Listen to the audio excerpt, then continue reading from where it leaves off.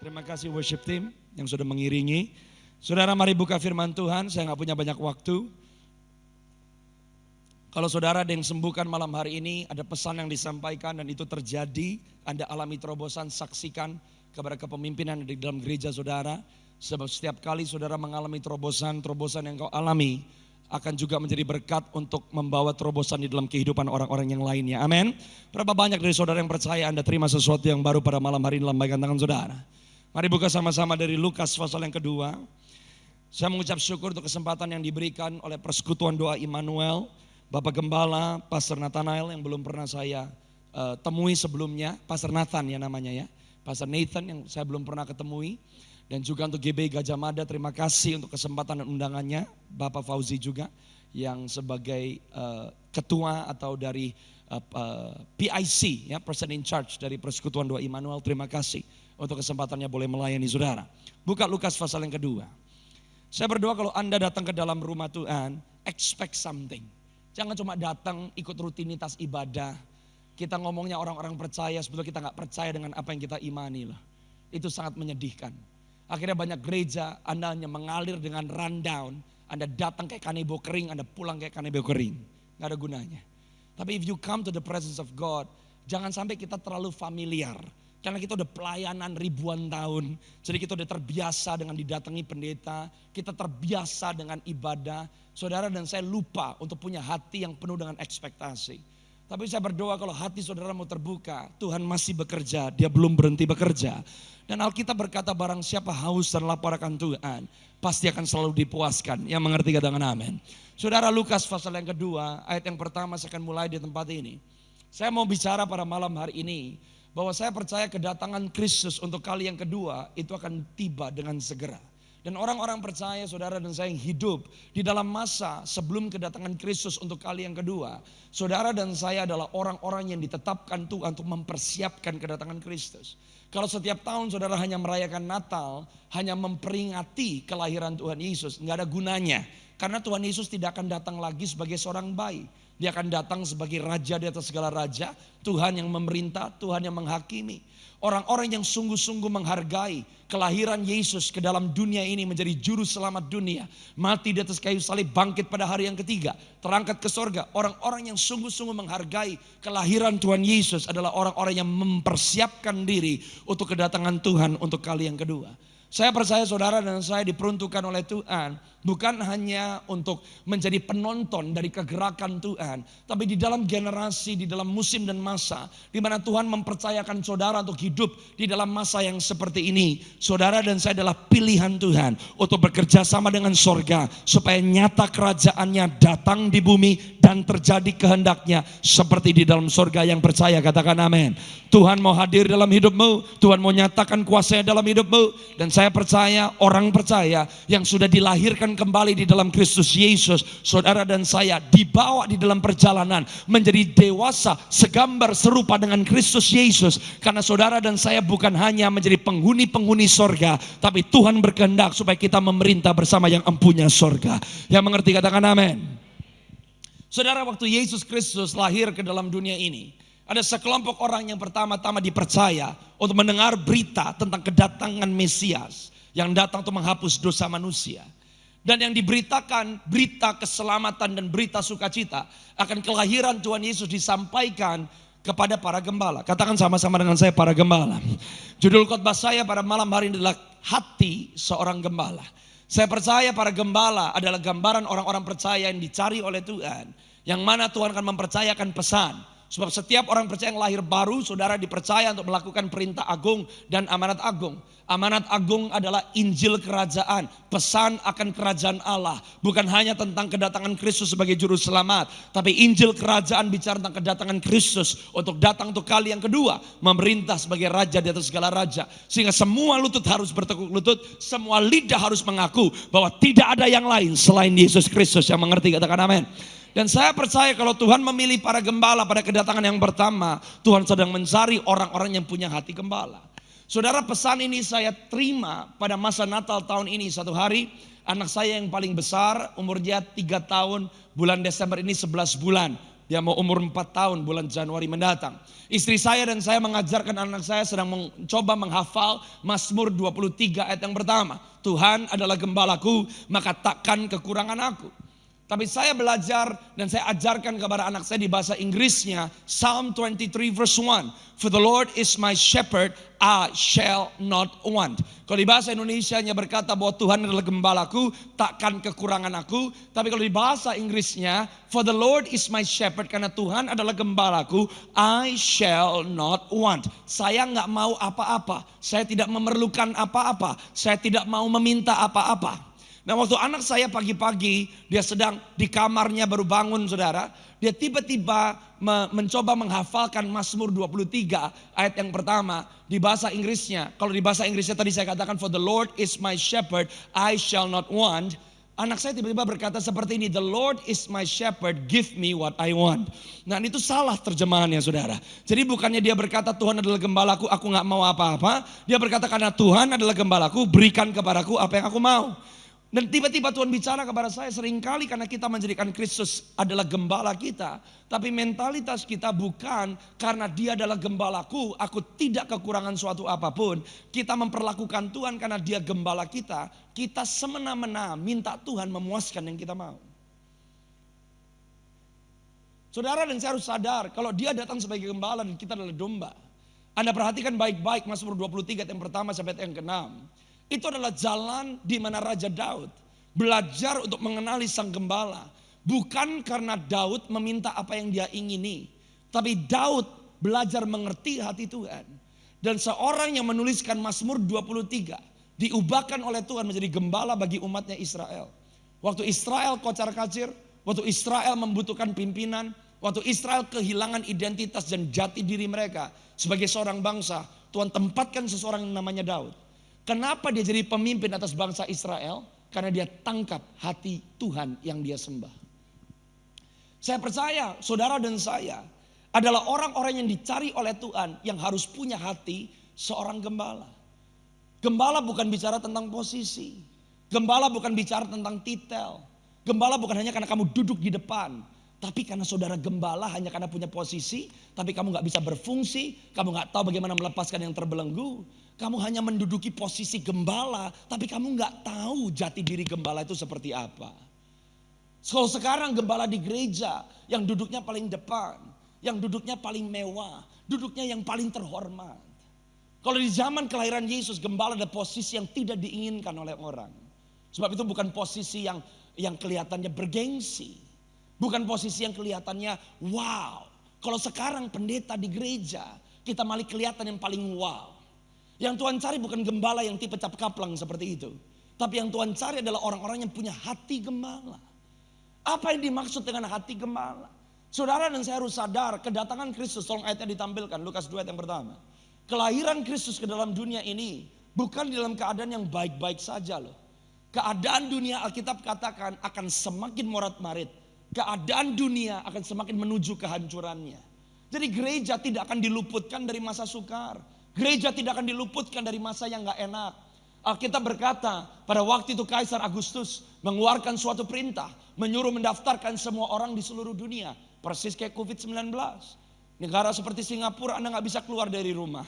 Kalau pemerintah gak kasih izin. Anda harus karantina seminggu di rumah. Bayangkan sang juru selamat dunia datang ke dalam dunia ini. Dan dia orang tua asuhnya yaitu adalah Yusuf dan Maria. Kenapa mereka keluar dari Nazaret dan pergi ke Bethlehem? Karena sensus.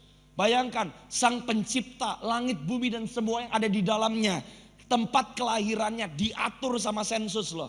Saudara saya pernah berpikir gak bahwa pencipta langit, bumi dan semua yang ada di dalamnya. Yang bisa mengatur langit, yang bisa mengatur bulan, mengatur bintang, mengatur matahari. Malam hari waktu Yesus dilahirkan, dia dilahirkan di kandang binatang, terbaring di atas palungan. Apa susahnya bagi pencipta langit, bumi dan semua yang ada di dalamnya. Memastikan di Bethlehem pada malam hari itu ada satu kamar untuk anaknya. Tapi Yesus datang bukan untuk dilayani, dia datang untuk melayani. Yesus Kristus datang bukan diluputkan dari masa sukar. Dia datang sebagai jawaban di tengah-tengah masa sukar. Saya mau kasih tahu, kalau engkau adalah garam dan terang dunia, maka garam dan terang dunia tidak menolak ketidaknyamanan. Sebab gelap memberikan makna dan arti untuk terang. Karena saudara dan saya memiliki Kristus yang sudah dilahirkan baru di dalam Kristus Yesus. Saudara dan saya ada di tempat-tempat yang gelap, di situasi yang gelap. Jangan tolak kegelapan, karena di kegelapan, di situ terang Tuhan yang ajaib nyata atas kehidupan saudara. Yang mengerti katakan amin. Yang paham katakan amin. Yesus datang di dalam keadaan yang tidak memungkinkan. Bayangkan kelahiran Yesus. Tuhan pencipta langit. Dia yang menciptakan manusia belajar jalan. Dia yang menciptakan manusia belajar ngomong. Dia yang menciptakan manusia belajar makan. Mau lebih rendah seperti apa lagi? Dia yang menciptakan kaki saudara, dia harus belajar jalan loh. Dia yang menciptakan lidah saudara, dia belajar ngomong loh. Karena Yesus untuk menyelamatkan manusia, dia harus jadi sama seperti manusia. Supaya di dalam kelemahan saudara, di dalam keterbatasan saudara, di dalam keterpurukan saudara, Tuhan yang kita sembah bukan Tuhan yang jauh. Dia Tuhan yang mengerti apa yang saudara dan saya alami. Dan Tuhan tidak mau kita menjadi orang-orang yang anti dengan masalah. Tapi dia mengubahkan kita supaya saudara dan saya pun bisa menjadi seperti Kristus. Karena Kristus adalah gambaran anak yang dewasa, gambaran anak yang menang, anak yang dipercaya oleh bapaknya dengan otoritas dan kuasa. Yesus hidup untuk bapaknya. Saudara dan saya pun diajar sama seperti Kristus hidup, kita pun hidup seperti dia.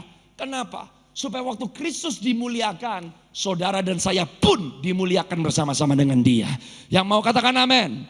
Bagaimana saudara dan saya bisa dipermuliakan bersama dengan Yesus jika saudara dan saya masih pusing hanya dengan keperluan kita, dengan apa yang kita mau. Tapi saya berdoa di masa Natal ini kita membuka hati dan berkata, sudahkah engkau memiliki hati sebagai seorang gembala? Orang yang siap diutus oleh Tuhan, orang yang diubahkan oleh karena terang Kristus, orang yang berjumpa dengan Kristus, maka arah hidup saudara pasti berubah. Tujuan hidup saudara pasti berubah. Yang mengerti katakan amin. Coba lompat ayat yang ke-8 dengan cepat. Saya hanya mau bahas ayat 8, 9, 10, 11, 12, 13, 14. Saya mau cerita buat saudara. Supaya di Natal kali ini kita gak cuma menyanyikan lagu-lagu Natal. Natal kembali berlalu. Tapi hidup kita tidak pernah menjadi seperti yang Kristus kehendaki. Karena kita tidak dipanggil menjadi orang yang mengenang tentang kebaikan Tuhan. Tapi kita adalah orang-orang yang mengalami dan menyalurkan kebaikan Tuhan. Saudara dan saya bukan hanya orang-orang yang harus tahu tentang kemuliaan Tuhan. Tapi saudara dan saya adalah orang-orang yang menyatakan kemuliaan Tuhan. Yang mengerti katakan amin. Di daerah itu ada gembala-gembala yang tinggal di padang. Menjaga kawanan ternak mereka pada waktu malam. Saudara dan saya harus mengerti kalau Anda mau dipakai oleh Tuhan. Kenapa dia mencari orang-orang yang punya hati gembala? Saya bertanya, kenapa para gembala ada di tengah-tengah padang di malam hari? Ternyata para gembala ada di tengah-tengah padang di malam hari. Waktu domba-domba mereka, satu entah sakit atau yang kedua sedang mau melahirkan. Saudara dan saya harus tahu para gembala ada di padang di malam hari. Supaya menjaga domba-dombanya supaya tidak terterkam oleh binatang buas. Para gembala mengkorbankan nyawanya. Dan biasanya domba-domba yang dijaga oleh para gembala di malam hari. Gembala-gembala yang menjaga bukan orang-orang tua. Orang-orang yang paling muda. Orang-orang yang paling rendah. Orang-orang yang dikorbankan oleh keluarganya. Orang-orang yang disuruh jaga malam. Tapi saya mau kasih tahu, orang-orang yang simple, orang-orang yang sederhana, tapi orang-orang yang kerja keras, orang-orang yang punya hati untuk orang lain, orang-orang yang mau berkorban, orang-orang yang mau melayani, sama seperti Daud yang mau menggembalakan beberapa ekor domba milik ayahnya. Di situ Daud dipilih oleh Tuhan. Saudara dan saya harus tahu, kalau saudara cari Tuhan itu biasa, tapi kalau Tuhan yang cari saudara itu luar biasa. Dan Tuhan berkata di kitab Yohanes pasal yang keempat bahwa Bapa menghendaki penyembah-penyembah benar yang menyembah di dalam roh dan kebenaran. Penyembah bukan bicara tentang lagu, penyembah bukan bicara tentang nyanyi, penyembah bukan hanya bicara tentang musik, tapi penyembah adalah sikap hati orang yang mengutamakan pribadi yang disembah. Daud dicari oleh Tuhan, kenapa? Karena Daud setia meskipun dia tidak terlihat. Dan hal yang sama terjadi waktu Yesus dilahirkan pada malam hari itu. Para malaikat datang untuk berjumpa dengan para gembala. Orang-orang yang mau berkorban untuk orang lain. Orang-orang yang mau kerja keras. Saya mau kasih tahu, kalau saudara mau menyembah Tuhan, penyembahan saudara tidak dimulai pas masuk ke gereja. Untuk orang Ibrani, penyembahan dan pekerjaan tidak bisa dipisahkan. Bekerja yaitu menyembah. Karena buat orang Ibrani seluruh kehidupan adalah penyembahan. Waktu engkau mengelola bisnismu dengan baik, waktu engkau mendidik anak-anakmu dengan baik, waktu engkau membina rumah tanggamu dengan baik, waktu engkau bekerja dengan baik, engkau membangun bisnis dengan baik, waktu Anda lakukan semua yang Anda lakukan setiap hari, meskipun kelihatannya hanya aktivitas manusia yang biasa, yang membedakan orang beraktivitas dengan orang yang menyembah. Di luar sana banyak orang bekerja, banyak orang bersekolah, banyak orang berdagang, tapi mereka lakukan untuk diri mereka sendiri. Tapi orang-orang percaya, Anda membangun rumah tangga untuk Tuhan, Anda bekerja untuk Tuhan, Anda berbisnis untuk Tuhan. Waktu Anda lakukan yang Anda lakukan setiap hari, tapi tujuannya mempermuliakan nama Tuhan, maka penyembahanmu adalah pekerjaanmu yang mengerti. Katakan amin. Tuhan mencari orang-orang yang punya hati gembala. Berkati tanganku supaya aku bisa memberkati orang lain. Berkati apa yang aku miliki Tuhan, supaya aku bisa meninggikan nama Tuhan lewat apa yang ada padaku. Berkati langkahku Tuhan, supaya kemana aku pergi, apapun yang aku lakukan, di gereja maupun bukan di dalam gereja, aku bisa menyaksikan kebaikan Yesus yang kualami dalam hidupku. Yang dicari oleh Tuhan adalah orang-orang yang punya hati seorang gembala. Mungkin gak dipandang oleh orang, mungkin banyak korbannya, mungkin Anda yang dijadikan seperti kambing hitam. Di malam hari waktu binatang buas mau menerkam domba-domba, maka gembala mentaruhkan nyawanya demi domba-dombanya. Tapi orang-orang yang seperti ini yang ternyata dihampiri oleh para malaikat, dan mereka adalah orang-orang yang pertama yang mendengar berita bahwa Sang Juru Selamat sudah lahir ke dalam dunia. Ayat yang ke-9. Kalau bisa ayatnya tolong jangan hilang, ditampilkan terus, Anda bisa baca. Makanya jangan cuma puas dengan pelayanan, melakukan pekerjaan pelayanan. Kamu bisa nyanyi profesional tapi hatimu gak menyembah Tuhan, buat apa? Pelayanan bukan ini pekerjaan pelayanan. Berkhotbah pekerjaan pelayanan. Pertama kali saya berkhotbah umur 21 tahun.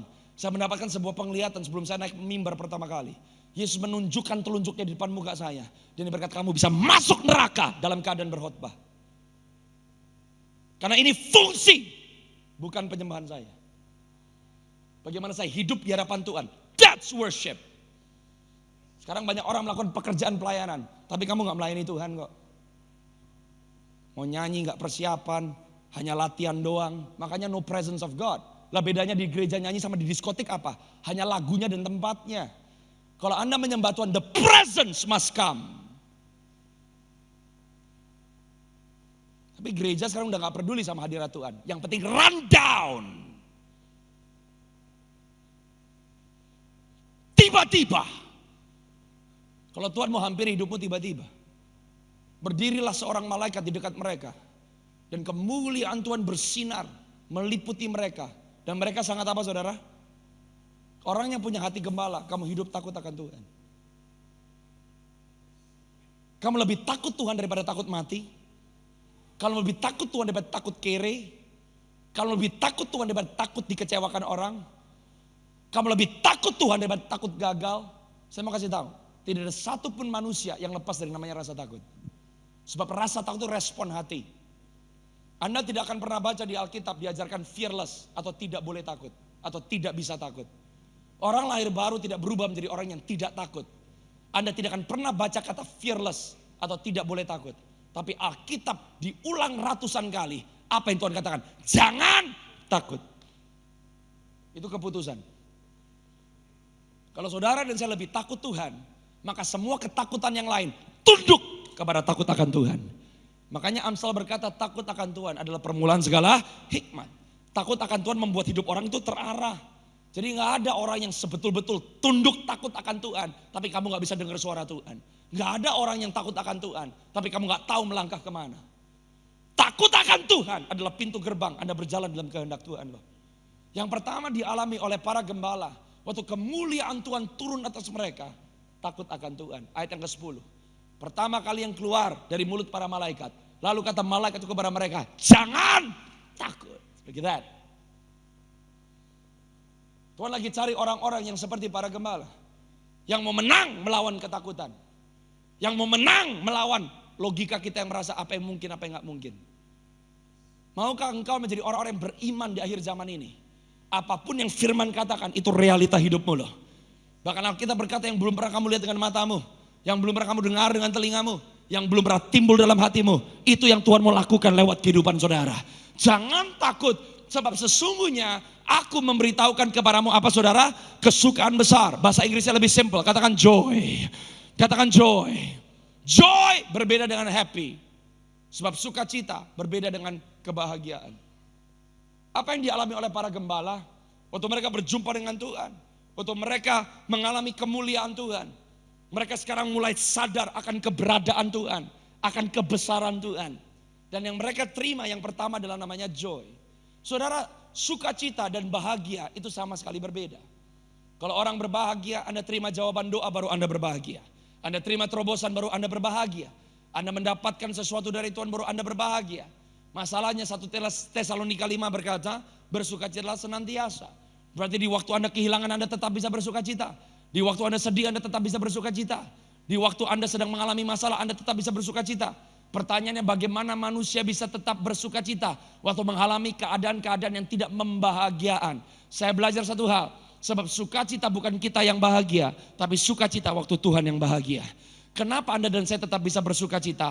Karena waktu saudara dan saya hidup untuk menyenangkan hati Tuhan. Entah keadaan kita baik atau tidak baik, kita tetap menyenangkan hati Tuhan. Keadaan kita sedang optimal atau tidak optimal, kita tetap menyenangkan hati Tuhan. Keadaan kita sedang melawan yang menjadi iman pengharapan kita, tetapi kita tetap mau menyenangkan hati Tuhan.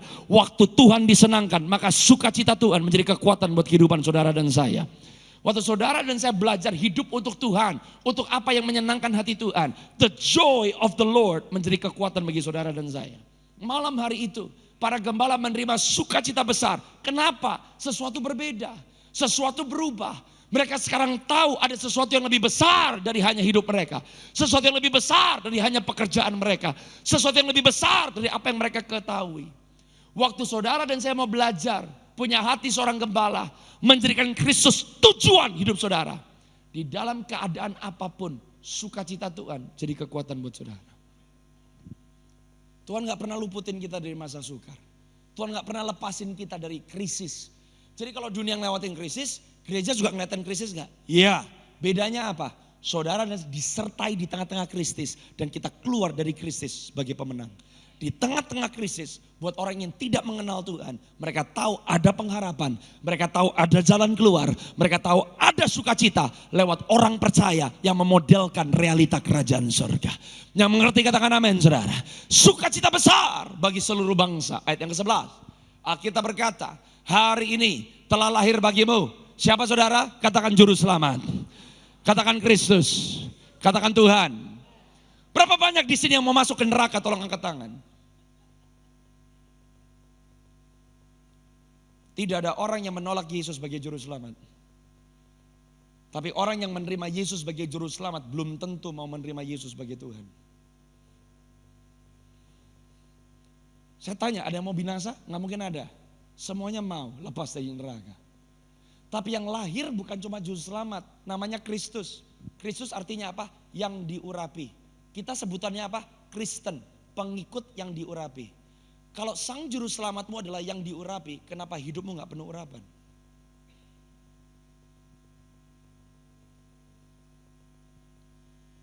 Kenapa kering kayak kanebo? Padahal yang kamu ikuti adalah yang diurapi. Pengurapan Roh Kudus bukan opsi, itu hak. Hak siapa? Hak anak. Kemana kamu melangkah? Kamu tidak ditentukan keadaan. Imanmu menentukan keadaan. Kenapa? Karena urapan Tuhan turun. Apa sih pengurapan? Kemampuan ilahi yang Anda tidak bisa lakukan tanpa Tuhan. Apa tanda orang yang diurapi? Bukan bahasa rohnya yang paling kencang. Keluargamu berhasil, pekerjaanmu berhasil, kamu ngadepin masalah, kamu lihat terobosan 2 kali lipat dari masalahmu. Itu tanda engkau diurapi. Karena ciri khas pengurapan apa? Mematahkan kuk. Ciri khas pengurapan apa? Mempermalukan setan. Lebih masuk lebih dalam lagi. Telah lahir bagimu juru selamat Kristus Tuhan. Tuhan artinya apa? Tuhan. Berarti dia bilang lompat, lompat. Kiri, kiri. Tunduk, tunduk. Kanan, kanan. Kalau dia Tuhan kita gak punya hak loh. Apapun yang dia mau. Your wish, Lord, is my command. Tapi sekarang orang Kristen suruh taat, minta konfirmasi 10. Udah dapat 10 tetap gak taat. Terus kita bilang Jesus is Lord, munafik. Kita gak ada bedanya sama setan. Emang setan gak tahu Yesus baik? Tahu. Kita baca Alkitab, setan di dalam Alkitab. Tapi setan tidak pernah menjadikan Yesus Tuhannya. Bahkan dia mau menjadi sama seperti Tuhannya. Kalau saudara di saya masa Natal cuma nyanyi malam kudus sunyi senyap, it does nothing for you.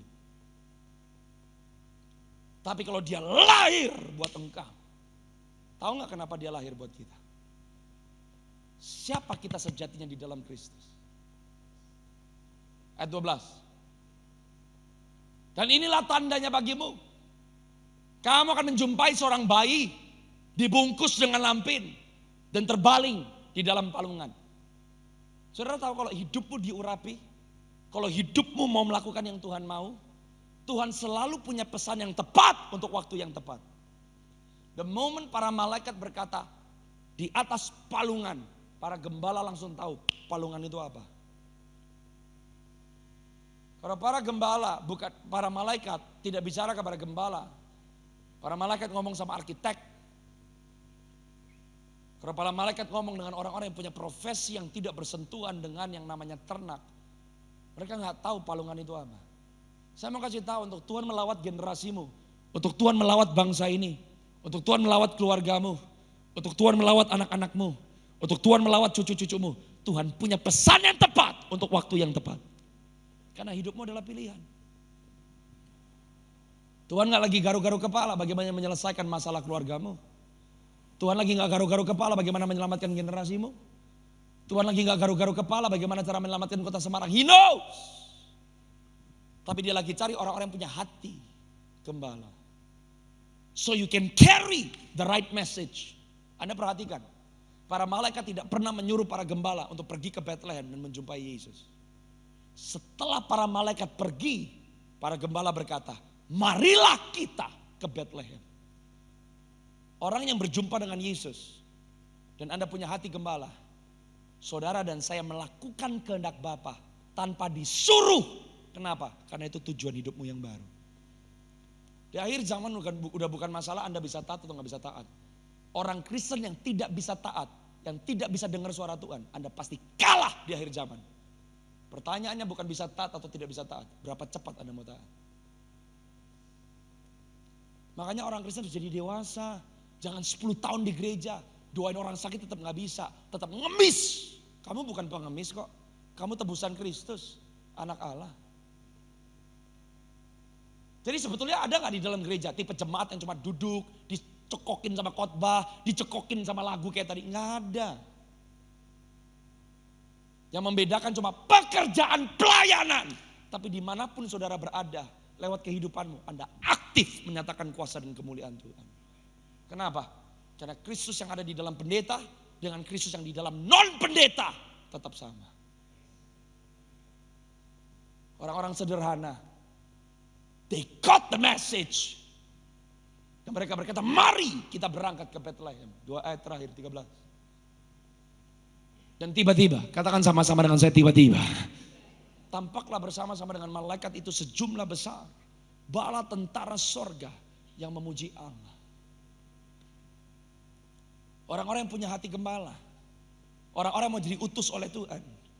Orang-orang yang mau berpartisipasi di dalam kehendak Allah. Saya mau kasih tahu, backup saudara bukan pejabat. Backup saudara bukan orang kaya. Backup saudara adalah bala tentara sorga. Kamu gak perlu takut sendirian. With every assignment, God will give the reinforcement. Tiba-tiba bala tentara surga muncul. Meng-backup para gembala. Apa yang mereka lakukan? They praise the Lord. Anda harus tahu pujian penyembahan itu senjata perang. Orang-orang yang memuji menyembah Tuhan, yang meninggikan nama Yesus, adalah orang-orang yang hidupnya berubah. Bukan hanya karena mengagumi Tuhan. Karena orang-orang itu menyembah Tuhan. Makanya kalau datang ke gereja, ekspresi penyembahanmu menunjukkan esensi kekristenanmu.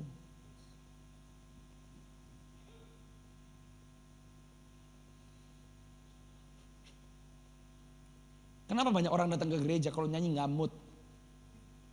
Karena kamu nggak mood ikut Tuhan. Karena rutinitas.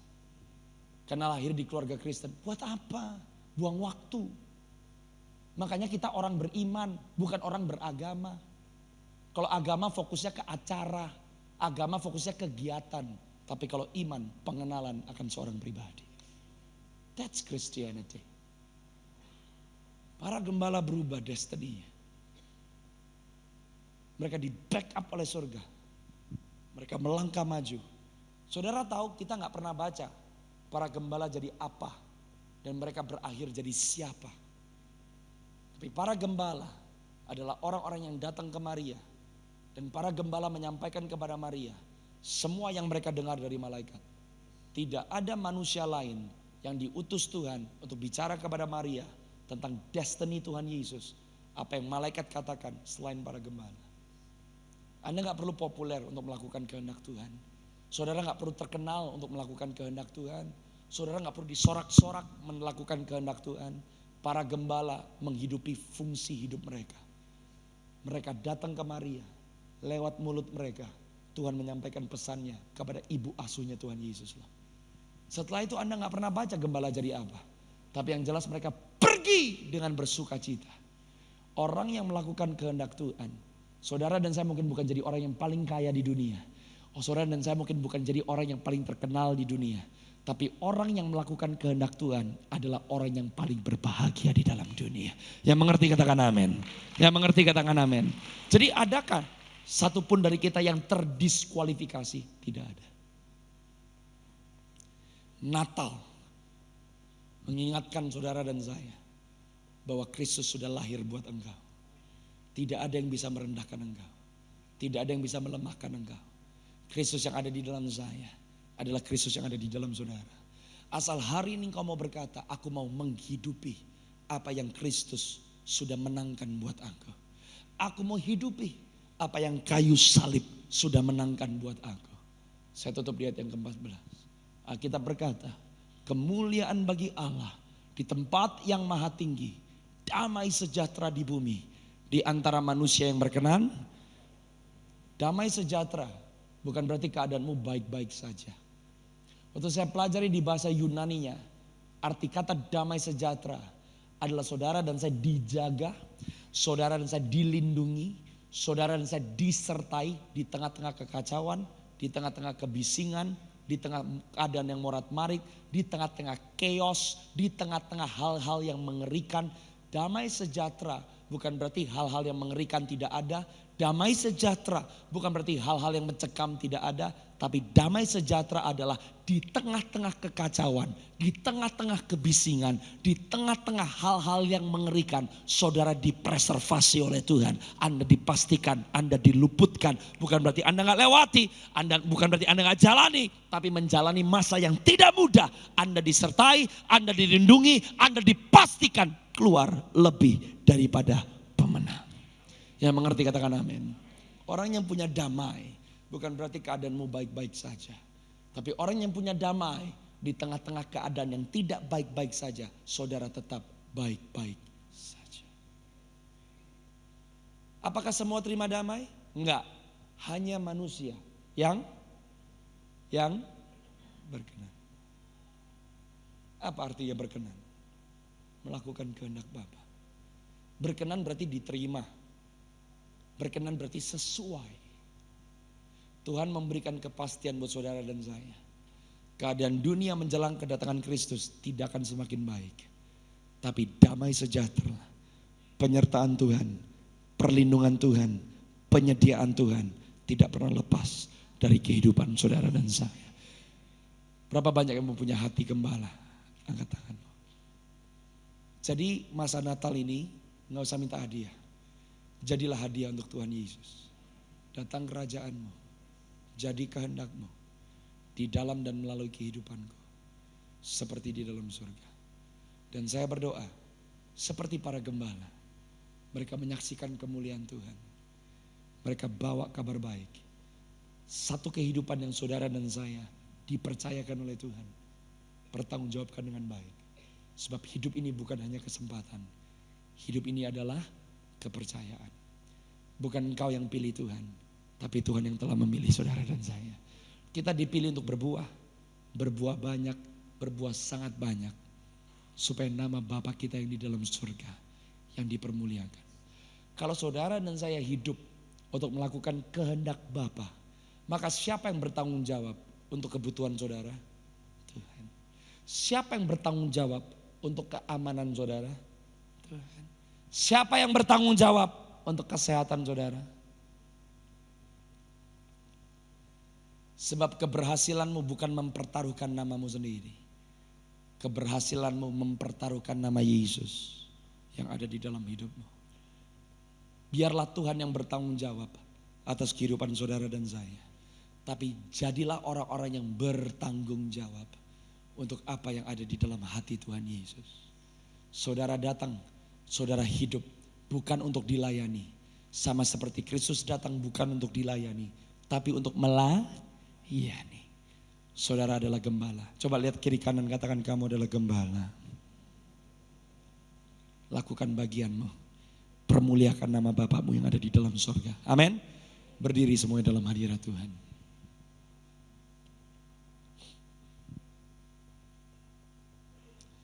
Saya berdoa Natal ini berbeda.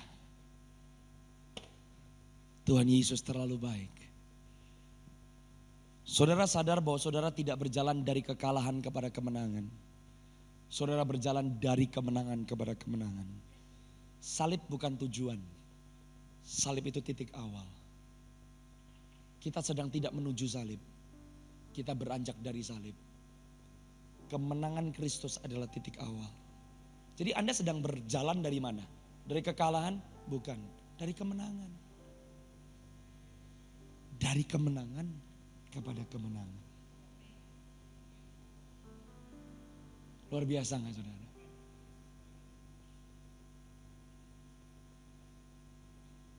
Sambil musik mulai main, Wahyu 22 ayat 14 tolong dibuka. Yesus Kristus pertama datang, dia bawa kasih karunia. Keselamatan adalah hadiah. Pemberian. Gratis bukan karena murah. Gratis karena saking mahalnya kita gak bisa bayar. Tapi nanti dia datang untuk kali yang kedua. Dia sudah tidak datang sebagai juru selamat yang memberi hadiah. Dia datang sebagai hakim. Setiap perbuatan baik atau tidak baik ada konsekuensinya. Nanti dia datang, dia bawa upah. Coba mundur ke ayat yang ke-12.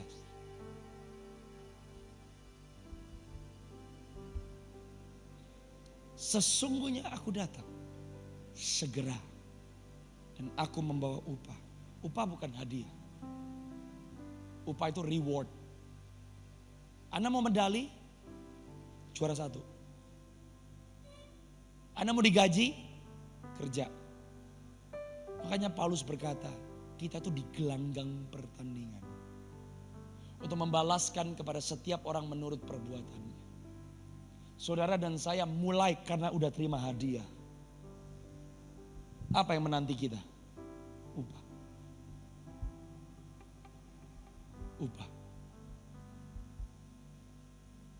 Kita dipimpin oleh Gembala Agung. Bukan supaya kita tetap jadi domba yang bodoh dan gak bisa bikin apa-apa. Dia mau kita jadi gembala. Seperti dia. Makanya waktu Petrus insaf, apa yang Yesus katakan? Kamu mengasihi aku? Gembalakan. Engkau gembala buat keluargamu. Engkau gembala untuk orang-orang yang bersentuhan denganmu. Di masa Natal ini sadar bahwa kuasa Tuhan yang tidak terbatas itu tersedia buat Tuhan, buat saudara.